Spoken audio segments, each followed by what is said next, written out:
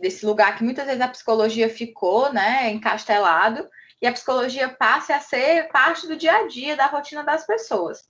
Então, eu particularmente sou muito fã, uma fala minha que vocês vão ouvir, quem me segue nas redes sociais escuta muito, que educar é a melhor forma de prevenir, e eu realmente acredito nisso. Então, Setembro Amarelo está aí, por exemplo, né? E eu vejo muita gente fazendo campanha, muito post. Eu vou mostrar para vocês uns materiais que eu gosto bastante, né? Quando eu fazia faculdade, a gente fazia panfleto. Eu até pensei, eu me senti tentada, né? A fazer um panfleto com vocês. Mas eu pensei, poxa, eu não vou ter dinheiro para imprimir esses panfletos. Hoje em dia, ninguém pega papel, né? O que eu vou fazer com esses panfletos?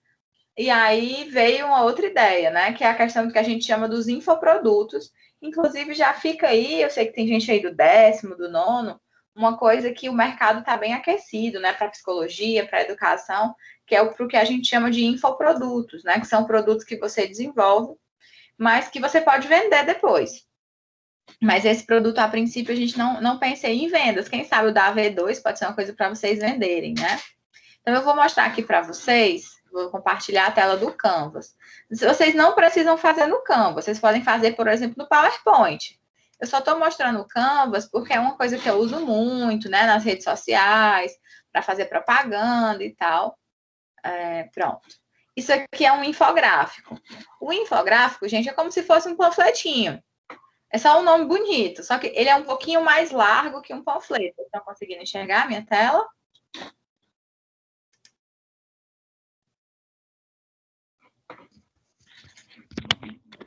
Sim. Uso demais o Canvas.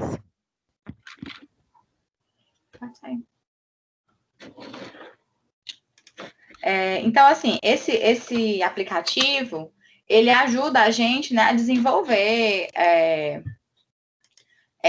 Vocês podem desenvolver várias coisas. Vocês estão vendo que tem, vou pegar um aqui bem infantil, por exemplo. Esse aqui, né? Então, assim, a minha ideia é que vocês desenvolvam infográficos ou panfletos, né? Fiquem à vontade. Esse trabalho seria individual. E que vocês possam escolher alguns dos temas que a gente trabalhou: abuso sexual infantil, suicídio, que vocês vão assistir a aula, ou então brincadeiras perigosas. Então, vocês podem pegar um template desse, você vai escolher o tema que você quiser, e aí você vai trabalhar. Vamos supor aqui que vocês resolvam trabalhar brincadeiras perigosas, né? Vou botar aqui, cuidado, paz. Tem muita brincadeira. Vou botar aqui sem graça. E aí vocês resolvam falar das brincadeiras perigosas, né? Então, aqui você poderia escolher, por exemplo, falar do que são brincadeiras perigosas. Vocês poderiam, por exemplo, dizer quais são as brincadeiras mais comuns, que é aquela com queda, que é com acidente, né? Com acidentes, e dizer como é que os pais devem ficar atentos. Isso aqui é só um exemplo. Geralmente, aqui no final, a gente coloca o nosso nome, o nosso contato, lembrando que o infográfico, o infoproduto, é uma coisa também que a gente usa para a gente se divulgar. Eu gosto muito de falar isso, gente, porque muitas vezes existe aquela sensação, né, de que você vai se formar, aí você vai fazer o seu cartãozinho, aí você vai levar numa escola, quem for terapeuta infantil, e vai dizer assim para a psicóloga da escola: olha, eu estou atendendo aqui perto da sua escola, você não quer me indicar? Não. A psicóloga da escola vai ser assim: olha, claro, a gente estava precisando de psicólogo para indicar aqui, porque a gente tem pouco. Gente, ela provavelmente só está sendo educada, né? Assim, como é que uma psicóloga escolar vai indicar um profissional que ela não conhece, que ela nunca viu falar, né? Vai pegar uma criança da escola dela e indicar para você se ela nunca te viu na vida. É muito importante que vocês entendam que a pessoa que está te indicação, gente, é a mesma coisa. A indicação é uma coisa muito séria. Inclusive, vai ficar para vocês aí no futuro essa responsabilidade, né? Quando você indica, você está envolvido no processo. Então, quando vocês forem indicar os colegas de vocês, vocês vão ter que pensar muito bem quem é que vocês vão indicar, né? Porque a pessoa vai vai ter você como base. Se você indica alguém ruim, ela vai dizer, nossa, aquela fulana indicou uma pessoa dessa, deve ser ruim, tão ruim quanto ela. Então, as indicações também queimam o nosso filme. Então, é muito importante que a gente tenha muito cuidado com quem a gente indica e tenha muito cuidado quando a gente chega para pedir, me indica, mas por quê?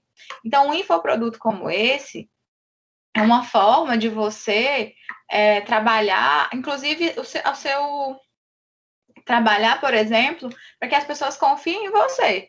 Então, isso dá um certo credibilidade para o seu trabalho. Desenvolver uma palestra, desenvolver uma aula online, né, desenvolver um infoproduto como esse, um material educativo, pode te ajudar. Uma coisa é eu chegar na escola e dizer assim, olha, me indica porque meu consultório é aqui do lado. Outra coisa é dizer, olha, eu tenho um material que eu trabalhei sobre brincadeiras perigosas, se vocês quiserem conhecer meu trabalho, né, eu também tenho uma palestra que eu posso dar para os pais, e aí a psicóloga pode se interessar. Primeiro, você pode até dizer, olha, eu sei que você não me conhece, mas eu posso apresentar a primeira palestra para você. Aí, se você gostar da minha palestra, você pode convidar os pais, que aí você ganha a psicóloga, você ganha os pais, e aí sim você começa a fazer o teu network, você começa a fazer o teu repertório de pessoas que podem realmente te indicar. E de uma forma, né, de uma forma segura, de uma forma que todo mundo sai ganhando nessa história. Então, eu acho que vocês podem conhecer os infoprodutos, é simples usar o Canvas, realmente vocês vão ter que escolher alguma temática, escolher os textos, né, o que é que vocês vão falar. Eu acho que é muito importante que vocês também coloquem as referências, porque uma coisa importante, e assim, aí o lado bom, né, eu falei para vocês que aqui a psicologia está chegando em vários locais, que as pessoas estão dando mais acesso ao que é a psicologia, pedindo ajuda, mas o lado ruim disso é porque está chegando qualquer informação. Então, se você não dá referência, a gente não sabe. Eu vejo por aí hoje, por exemplo, materiais que dizem que bater é bom. Vocês já viram alguma coisa nesse sentido? Tem até um livro de uma psicóloga que acho que é alguma coisa assim, o poder da palmada, uma coisa assim, sabe? Alguém já viu alguma coisa muito absurda na internet sobre psicologia? Graças a Deus, eu ainda não.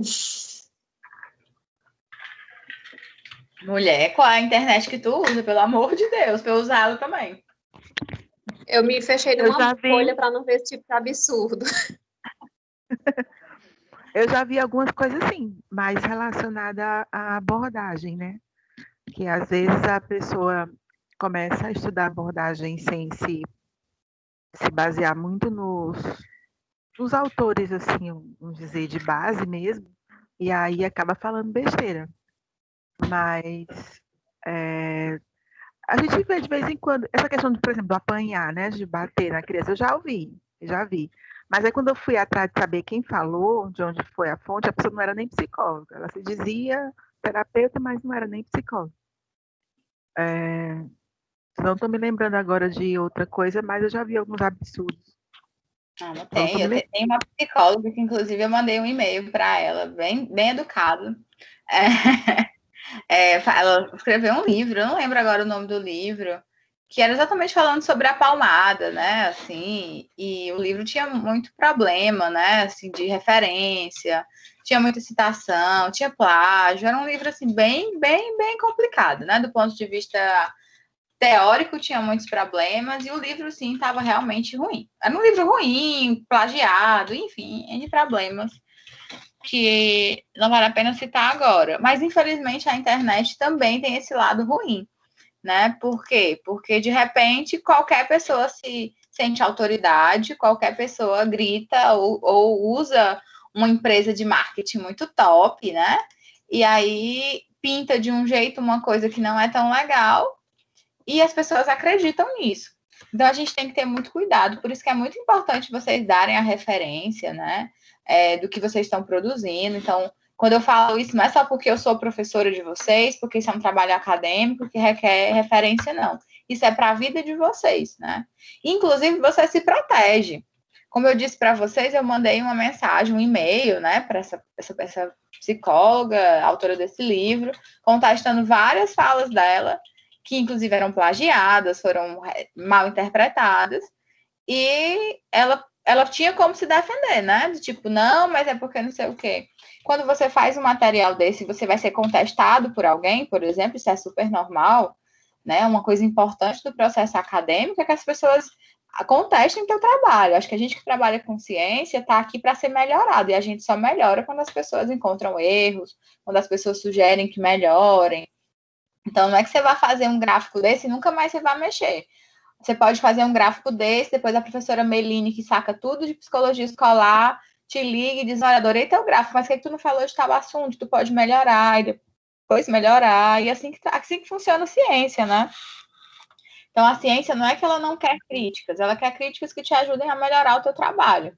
E quando você coloca referência, porque, gente, na ciência e no amor, não há nem sempre e nem nunca.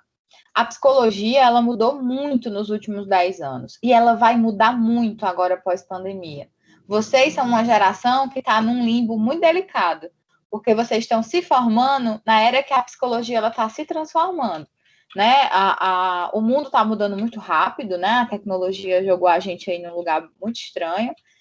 E literalmente vocês que vão ser os psicólogos dessa galera. Então vocês vão ter que lutar, né? Para poder dar conta dessa nova psique que está se constituindo nessa sociedade totalmente conectada, e as coisas mudam, né? Então é muito importante que você use a referência até para você se proteger, porque já teve um tempo, gente, que bater educava, né? Que a palmatória, inclusive, era permitida, que era utilizada em larga escala nas escolas. E vamos supor que você faz um infográfico desse, e daqui a 20 anos a gente vê acontecer muito hoje, né? Você fala uma besteira na internet, joga um Twitter, sei lá, sem noção, e 10 anos depois alguém pega o que tu falou e joga, tá vendo?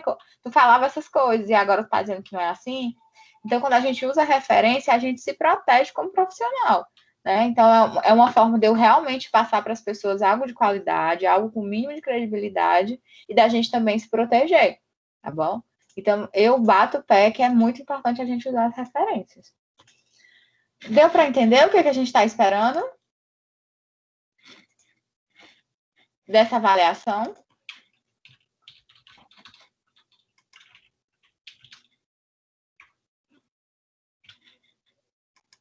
Silêncio.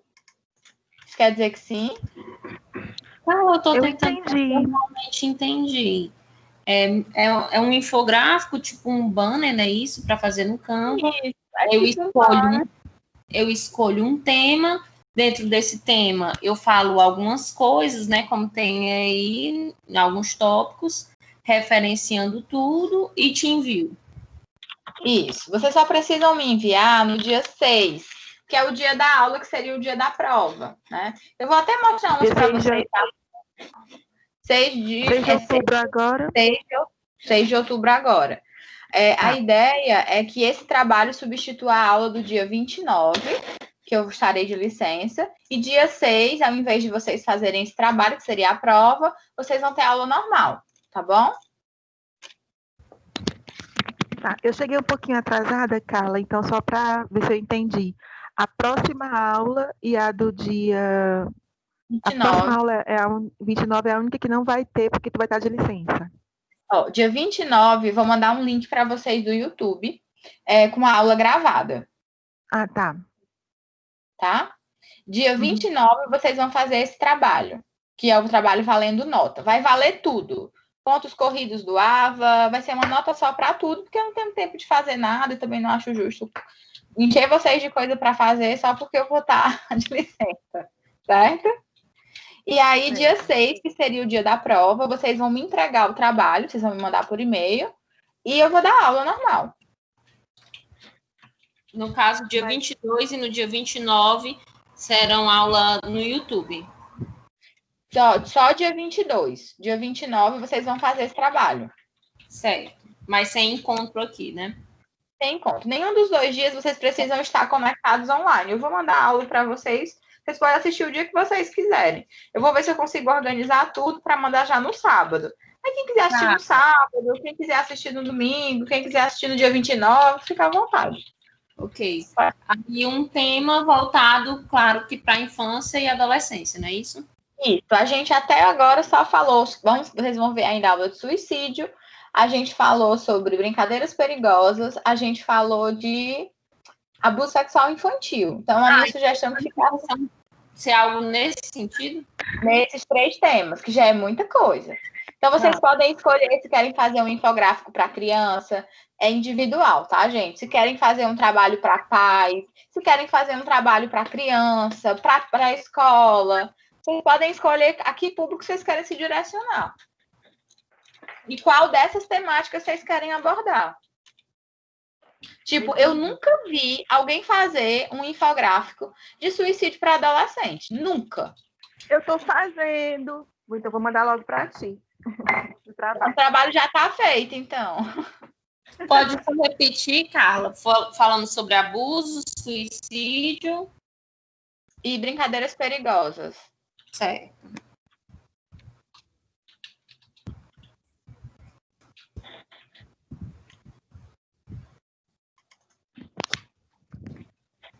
Porque, na verdade, Carla, eu estou fazendo um que é...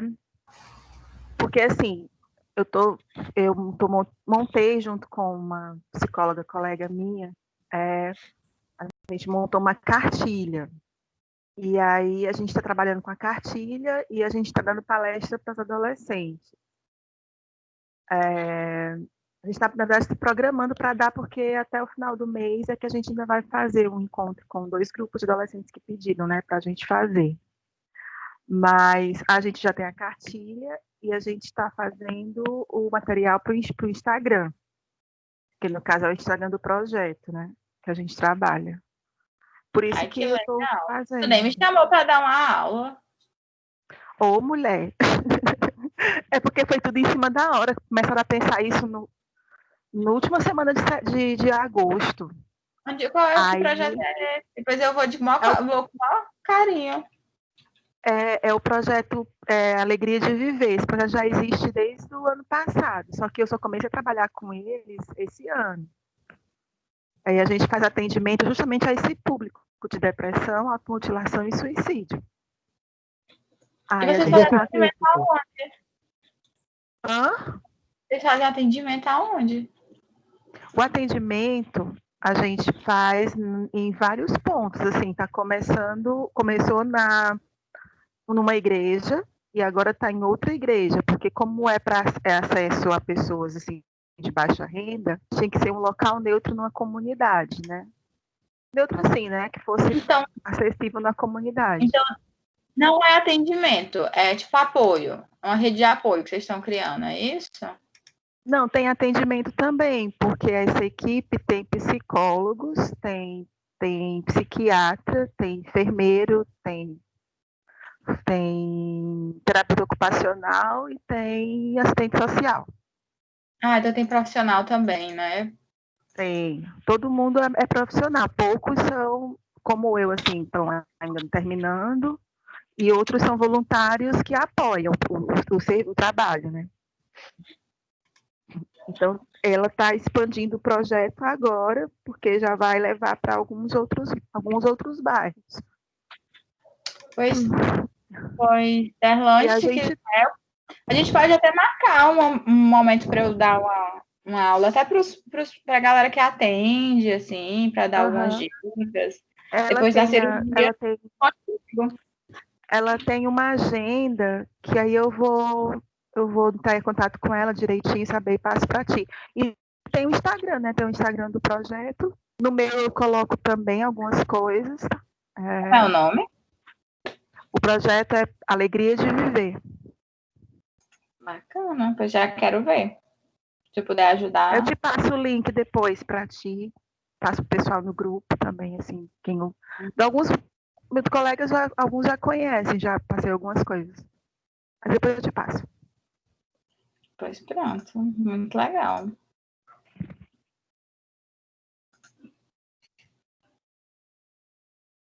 É sua alegria de viver esse?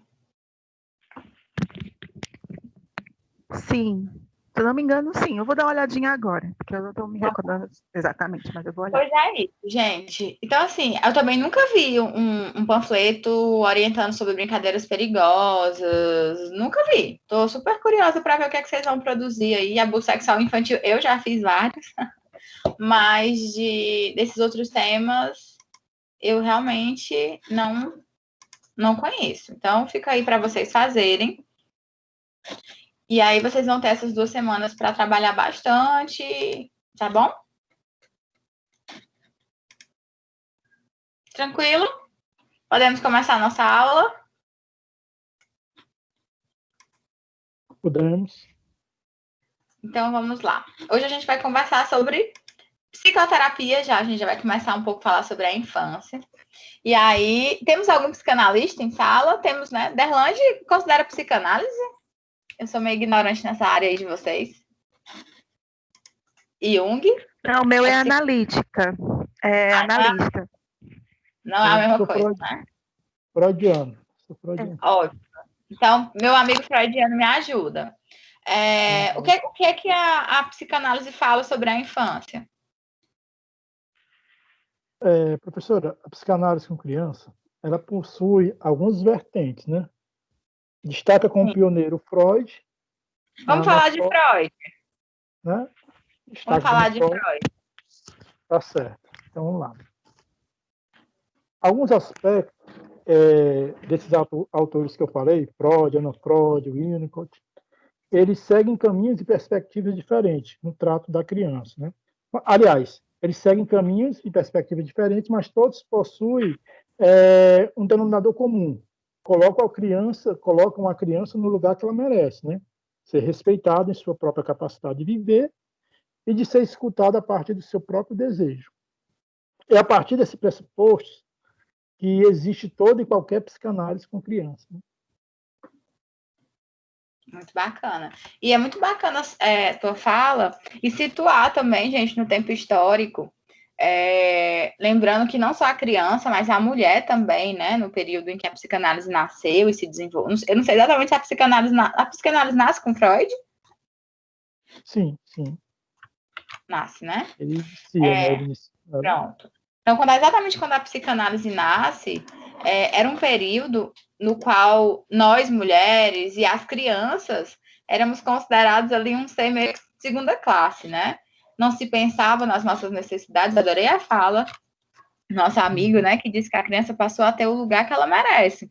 Então, Freud e os seus e a gente vai conversar um pouco sobre outros autores que vieram em seguida. Eles vão olhar para a criança com outro olhar, né? Eles vão trazer ali para a criança um certo prestígio e um certo cuidado, que é exatamente o que elas merecem, né? E é necessário para a estruturação desse sujeito, né? Porque essa criança, ela vai ser um sujeito.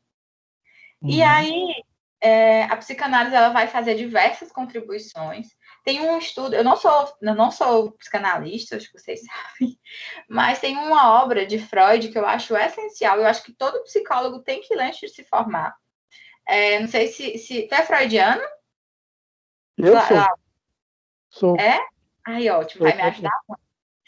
Tem uma obra maravilhosa, inclusive eu tento ser, né? Eu tenho a leitura, né? Sim, claro. Olá. Eu tenho a obra completa de Freud, né, aqui em casa, assim, e tem uma leitura, sim, existem várias leituras fantásticas do Freud, mas tem uma em especial que eu acho que é quase que obrigatória. Para quem quer trabalhar com criança, acho que todo psicólogo tem que ler em especial esse texto, que é um texto do Freud chamado, tu me corrige se eu estiver falando o nome do texto errado, que às vezes eu embaralho aqui as coisas, que é Os 3 Ensaios sobre a Sexualidade. É esse mesmo o nome do texto? É justamente nele aí que ele coloca a delimitação entre o mundo adulto e o infantil. Ele diz que é muito tênue. E as crianças, muitas vezes, na ânsia de corresponder aos desejos, ainda que inconsciente dos pais, procuram compensar essas frustrações, corresponder às suas expectativas, apaziguar suas angústias, negam a sua própria infância. É nesse texto que ele coloca isso aí, né? Pronto, né? Esse texto, inclusive, eu lembro como se fosse ontem. Foi o primeiro texto de Freud que eu li na minha vida. Também foi um dos primeiros textos que eu trabalhei na faculdade, né? Quando eu fazia faculdade, a psicanálise era bem no primeiro semestre, assim, era uma disciplina introdutória. E eu lembro que eu fui ler, né, 3 ensaios sobre a sexualidade, achando que era uma coisa, mas era outra coisa, né? E era exatamente isso que o Glauber falou, né? Gente, perdoe, eu tinha, sei lá, 18 anos, não tinha um pingo de juízo na minha cabeça. Então, quando eu fui ler o texto, eu achava que era uma coisa e cheguei lá. Freud escreve muito bem, assim, inclusive acredito eu que muito do sucesso da psicanálise se deve ao Freud, né? Assim, a forma como ele escreve, ele é um cara muito bem articulado. Eu diria que ele é a raiz. Oi? E, claro, eu diria que ele é a raiz, né, da psicanálise, apesar de a gente hoje ter hoje uma psicanálise mais contemporânea, com algumas atualizações, e isso é muito válido, porque Freud escreve no seu tempo, né? Alguns conceitos são atualizados, são agregados, mas que a essência, a premissa da psicanálise, ela vai sempre existir, né? Sim, e é essencial, né, gente, que se atualize, e como eu comecei provocando vocês na aula de hoje, e vai se atualizar sempre. O mundo muda, né? No primeiro dia de aula de vocês, eu trouxe para vocês lembram da vida de vocês antes do Uber, antes do Rappi? Como é que a gente paquerava antes do Tinder, né? Então, assim, o mundo muda muito rápido. Hoje, inclusive, eu estava assistindo um documentário que eu ainda não terminei, mas eu estou chocadíssima. Quero trazer para discutir com vocês, sim, e com certeza, quando a gente for falar de adolescência, chama Dilema das Redes Sociais. Alguém já assistiu? Eu recebi a indicação hoje desse documentário. Eu vou conferir esse final de semana. Diz que ele é muito impactante. Muito interessante. Também me indicaram esse final de semana. Eu já tinha visto, mas não assisti. Gente, é muito interessante. E eu quero muito. Eu tenho uma professora, a minha professora de psicanálise, ela é super especialista em criança e adolescente. Eu tô doida para ouvir, né? O que ela tem para falar sobre isso. Já tô me tremendo, vou ligar para ela já. Professora, faz uma live aí, dá uma aula. A Alessandra Xavier, talvez você conheça, Glauber. Para ver o que ela tem para falar sobre isso, né? Bom, ela para registrar um momento com a gente. Ah, pode ser. Eu vou conversar com ela para a gente ver se a gente faz um evento ali em outubro. Para trazer a Alessandra tem que ser, né, um super evento, né? Mas vou conversar com ela, gostei dessa ideia. E a gente entender como é que o mundo moderno impacta a nossa psique. Queria muito que o Freud estivesse aqui, né, para ele fazer uma leitura sobre isso. Verdade. Então, a psicanálise vai trazer uma série de contribuições e fica aí, né? Eu devia até ter colocado para vocês lerem também os 3 ensaios sobre a sexualidade. Acho que é uma leitura muito importante, né, para a gente entender um pouco da construção dessa psique humana. Independente da abordagem que você tenha, essa é uma leitura muito estrutural, assim, é uma leitura muito básica que eu acho que um psicólogo tem que ter. E a psicanálise, ela vai fazer uma contribuição enorme. É muito pouco provável que você vá conseguir trabalhar com criança. Quem foi meu aluno de psicomotricidade em algum momento já deve ter ouvido essa fala minha. Eu não sou psicanalista, mas não tem como você trabalhar com criança e não trabalhar com psicanálise, né? Não tem como a gente não fazer essas leituras. A brincadeira, por exemplo, ela se dá toda para o processo projetivo. A brincadeira é todo um processo de construção, de introdução do mundo, né? Então, é muito importante a gente ter essas leituras. Que outros autores, a gente fala de Freud pela importância da fundação, mas que outros autores em seguida também vão fazer grandes contribuições, né? E a gente precisa falar sobre isso. Uma outra coisa importante é quando a gente fala de infância e de psicoterapia, é a boa e velha pergunta. Mas, Carla, criança precisa ir para terapia? Vocês acham que criança tem demanda por psicoterapia?